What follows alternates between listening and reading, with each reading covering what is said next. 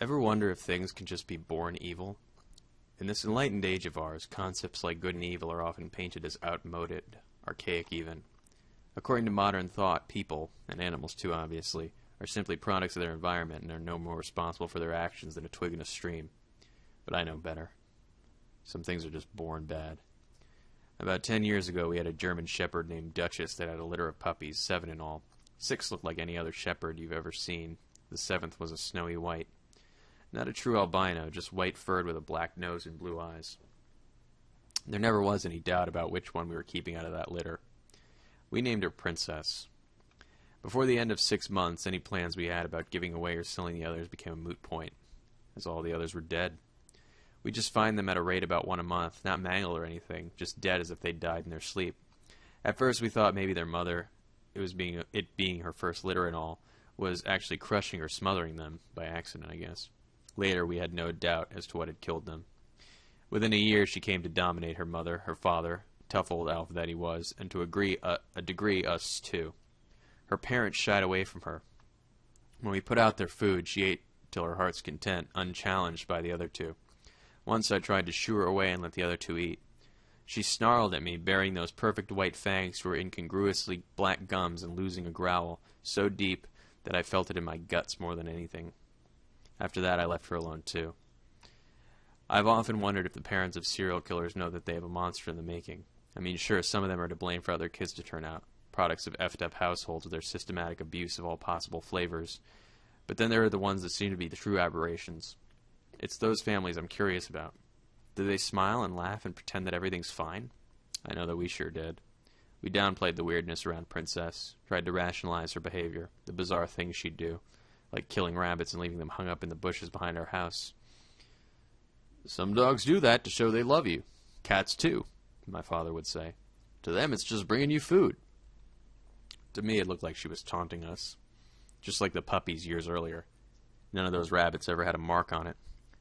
Princess, just like her mom and dad, was well looked after and never hurt for a meal, so it wasn't as if she were hunting for food.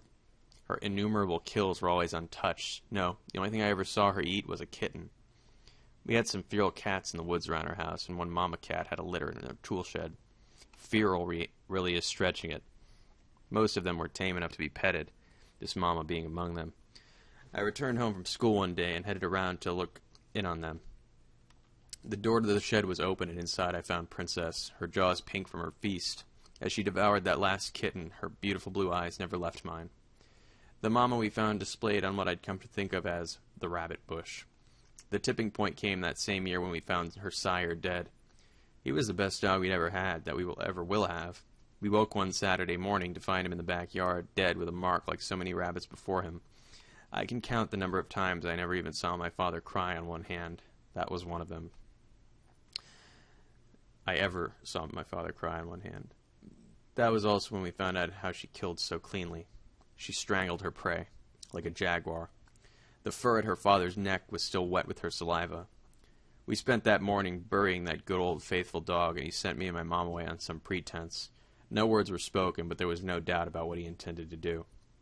I'm sure that there are some of you reading this who will find the notion of putting an animal down to be abominable. What other options did he have, really? Take her to an animal shelter? Give her to some other family?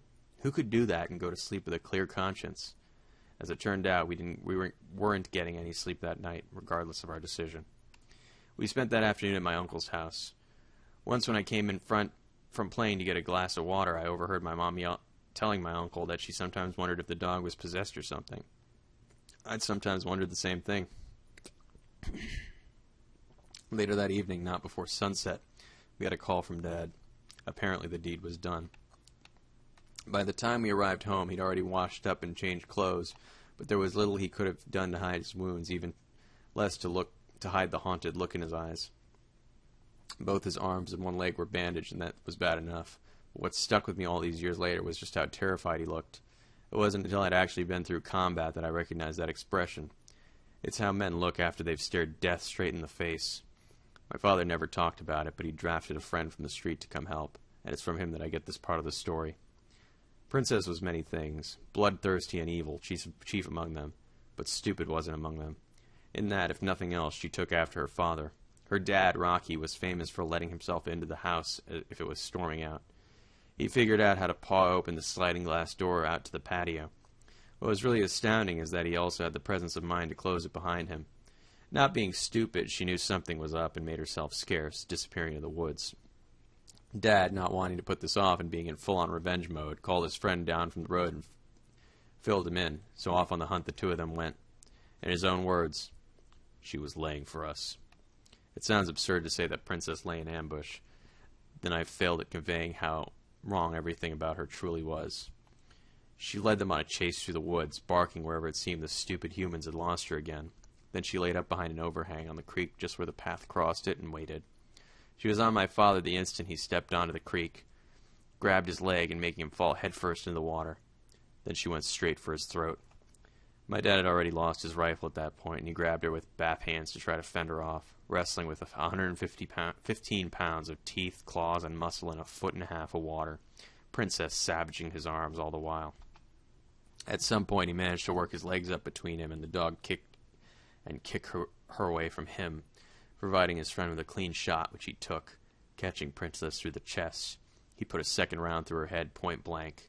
He then helped my dad back home into the emergency room, telling him they'd go back to see her after Princess once they'd got home. "She can rot where she is," was all my dad had to say on the subject. After they got back from the hospital, our neighbor went back on his ATV to pick up Princess for burial. He was a dog lover like us, and it just didn't seem right to him to leave her. If he'd spent as much time tiptoeing around as much as we had, he might have felt a little differently. "She flat wasn't there," he said. "No blood trail. Nothing." He also said that after he'd been there poking around for a few minutes, he noticed something else strange. No birds. It was dead quiet the way woods sometimes get right before a bad storm blows in. Wisely, he got right the hell out of there. There was a storm coming all right. That night, Duchess came pawing at the back door wanting in, something she'd never once done in all the time she'd been with us, and I had a dream. In it, I was playing football in the backyard with some buddies and ran over to where a bad throw had landed near Rocky's grave. As I reached for it, Princess's head shoved up out of the ground to grab my hand. I woke up with a jolt and promptly scared out of roughly 10 more years of my life by the silhouette of a German shepherd in the hallway. It was Duchess, of course. She was sitting in the hallway whining and wagging her tail nervously. She was looking back toward the front of the house. I walked toward her and placed my hand on her big doggy head and said, "What is it, girl?" That's when I heard the distinctive sound of claws on glass. Something was pawing at the patio door. Thoroughly terrified, I grabbed Duchess by the collar and dragged her along with me to my parents' room, shutting the door behind me. I was 14, I was terrified, but even in that terror, retreating to my parents' room wasn't just for the security of Mommy and Daddy. That's where the guns were. I woke them up and told them what I'd heard. "Oh, sweet Jesus," my mother said. Dad got up and locked the bedroom door, and said, "Y'all lock yourselves in the bathroom." I heard the patio door slide open. If any of the rest of us had any doubts on what had just come into the house, Duchess sure didn't. The only thing she'd ever feared in this world was her own pup. A deep rumble of a growl vibrated in the floor beneath our feet where Duchess's bladder let go as if on cue. Mine wasn't far from doing the same. I almost pissed on the floor. What followed was a 6-hour exercise in pure terror, punctuated by snarling attacks at the bedroom door, crashes to the rest of the house as Princess found more things to break, whispered prayers from my mother and litanies of curses from my father as another of his attempted forays out of the bedroom were thwarted. We were without a phone. The one on my parents' nightstand was dead. We later find out the line had been ripped out of the main line box by a dog. My mom suggested that we try to make it to the car, and above and beyond everything else. It was my father's response to that idea that really scared me. Of the three of us, he was supposed to be the rational thinker. What we got instead was, "Honey, I think that's what she wants us to do." As the world through the windows turned from black to gray, a quiet fell over the house. Mom and I watched the windows, craning our heads in an attempt to get an eye on the patio door, but try as we might, the best we could manage was a view of the patio. More than enough concealment for a dog to slink in or out, even a big one like Princess. After an hour of silence, my dad quietly opened the bedroom door. I remember thinking what a useless gesture that any attempt at stealth was. Dogs' senses are so much more accurate than ours that he might as well have fired a 21-gun salute. Dad stopped in the hallway and shooed me back to the bedroom. "Don't come out until I say, okay?" Carefully, he made his way back to the house to the patio door. We heard him shut it before he shouted back to us to stay in the bedroom until he told us to come out. Through the door, I could hear him moving around, what seemed to be him dropping things into a garbage bag. After about 30 minutes, he gave us the all-clear. What greeted us was a disaster. Ripped up cushions and pillows, destroyed furniture, shredded papers and books all over the floor, but most terrible were the smears of gore all over everything. My mother wondered aloud at what she'd drugged into the house. Grim-faced, my father did not answer. He simply turned and headed out to bury Rocky for the second time. We cleaned up as best we could while Dad drove down to our neighbor's house to make all the appropriate calls. After all these years, I still wonder what portion of the homeowner's insurance covers attack by undead demon ghost dog. Unspoken, we all wondered what the night would bring.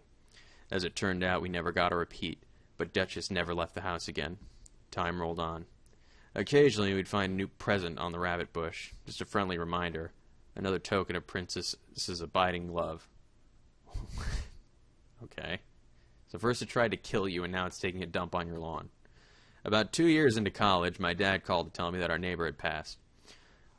"Heart attack in his sleep, the coroner says," said my dad. What we were both thinking was, not a mark. There are plenty of nights when I wonder what the last thing was to pass through that old bachelor's eyes. I can guarantee you it stared right back. I've seen firsthand how it feeds. Not long after that, my folks put the house up for sale. I sort of acted as the go-between intermediary on that deal. After about a week after the new owners moved in, I received a call from the man of the house. He wanted to know if we'd left any pets behind when we moved. Already fearing the answer, I asked him why he asked. "Oh, me and the kids keep seeing this white shepherd in the woods. Pretty." Pretty.